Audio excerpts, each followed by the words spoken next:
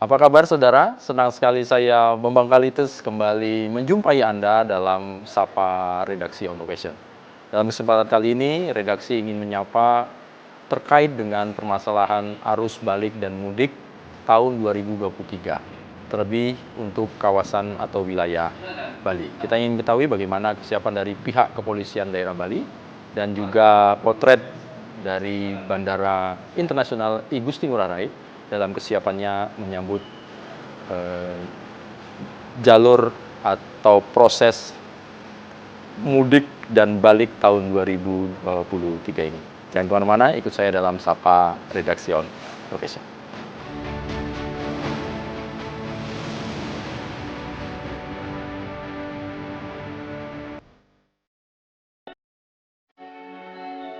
Om Swastiastu.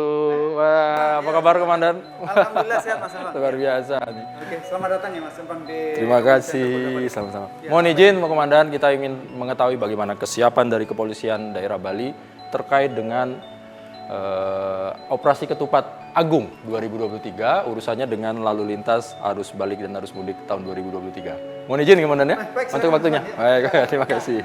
Ya, oke. Ya, baik saudara, sekarang saya sudah menjumpai narasumber kita yang pertama yang berada di Markas Polisi Daerah Bali bersama dengan Karo Ops Polda Bali, Bapak Kombes Pol Nuryanto SIK MSI. Om Swastiastu, selamat sehat-sehat selalu Pak Nur. Alhamdulillah sehat-sehat Mas Bambang. Selamat datang di Command Center Polda Bali Mas Bambang. Sama-sama, waduh. Kira-kira ada yang bisa kita bantu Mas Bambang? Iya, Silakan. terima kasih. Saya tahu Komandan sibuk sekali ini, luar biasa memang ini. Sekali lagi terima kasih atas waktunya bersama dengan Kompas TV dalam Sapa Redaksi On Location. Nah, kita ini kan ingin menyampaikan informasi juga kepada masyarakat.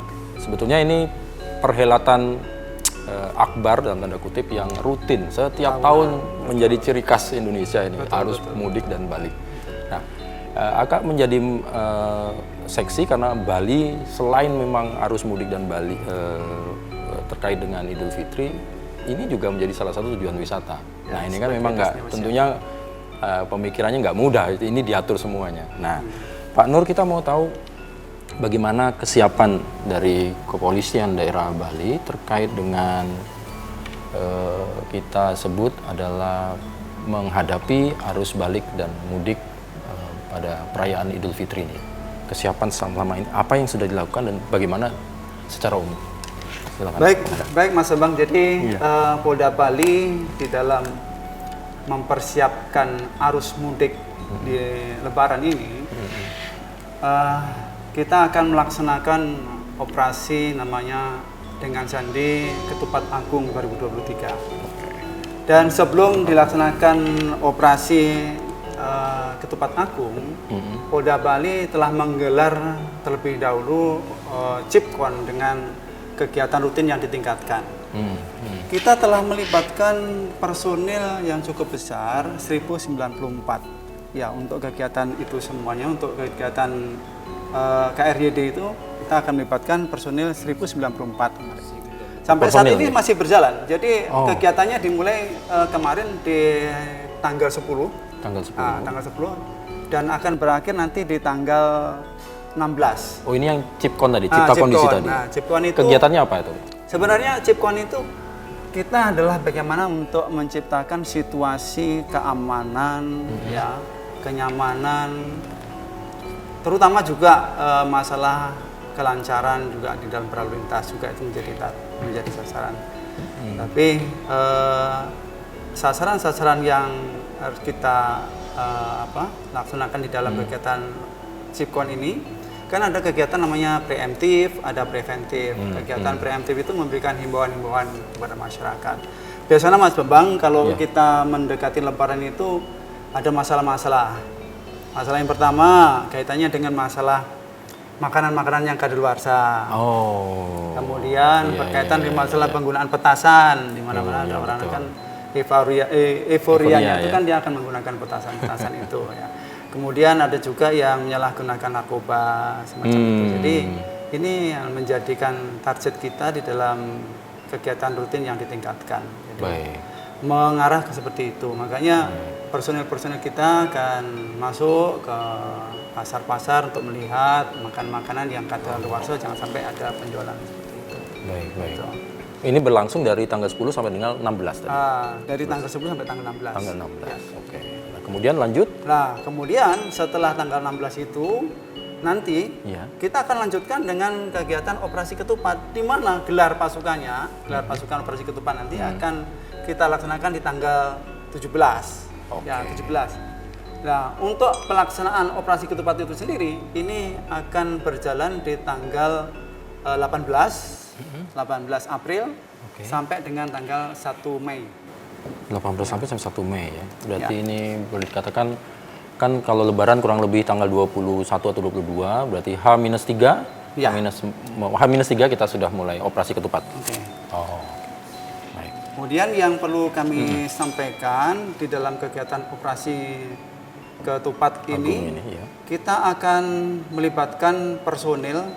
Ya, jumlah personil yang kita libatkan ini adalah sebanyak 1.874. Ya, 1.874. Ini yang personil Polda aja, ini jumlahnya adalah 418.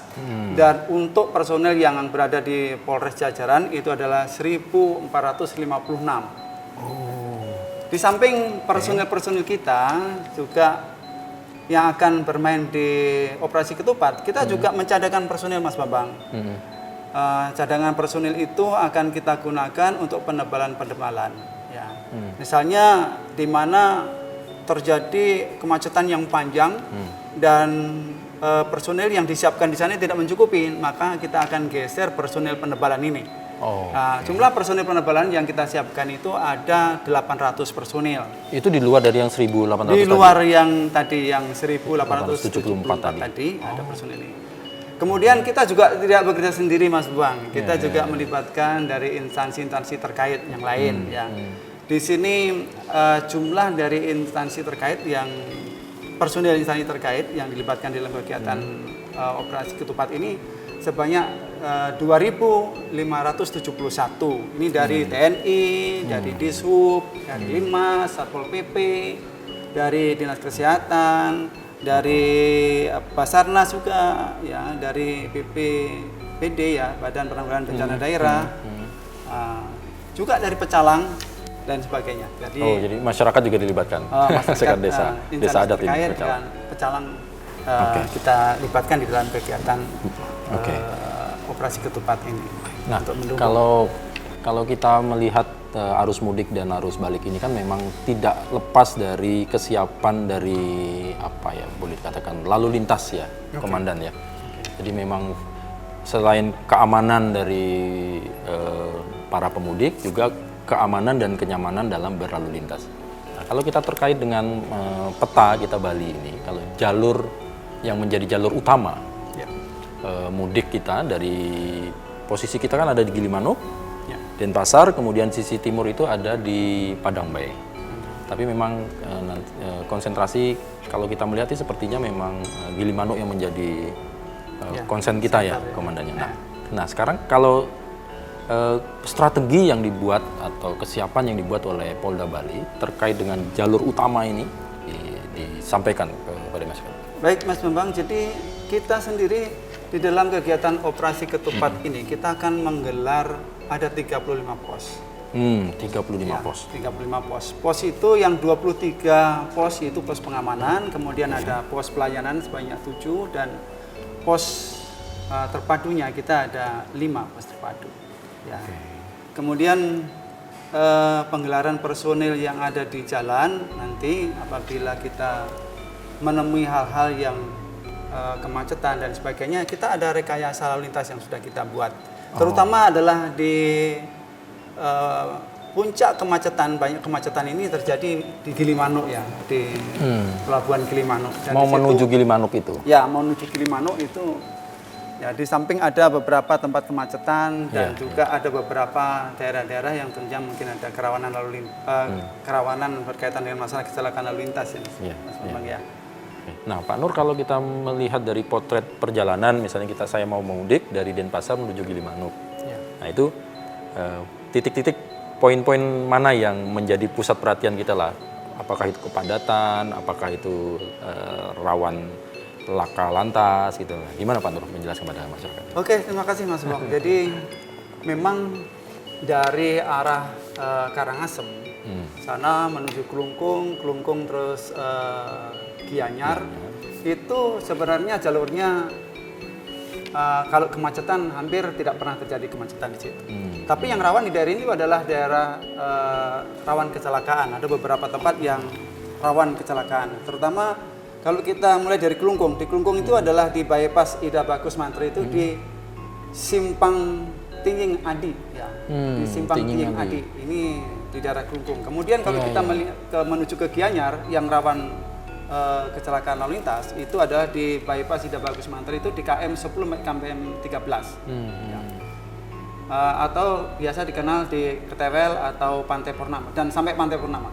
Ketewel sampai dengan itu padahal jalannya lebar dan lurus. Justru itu waspada. Nah, kita. itu jurus waspada karena mungkin orang ini akan ngejar untuk menyampai di pelabuhan Gilimanuk sehingga udah kelelahan di situ. Nah, ini yang sampai dengan masalah kelelahan ini.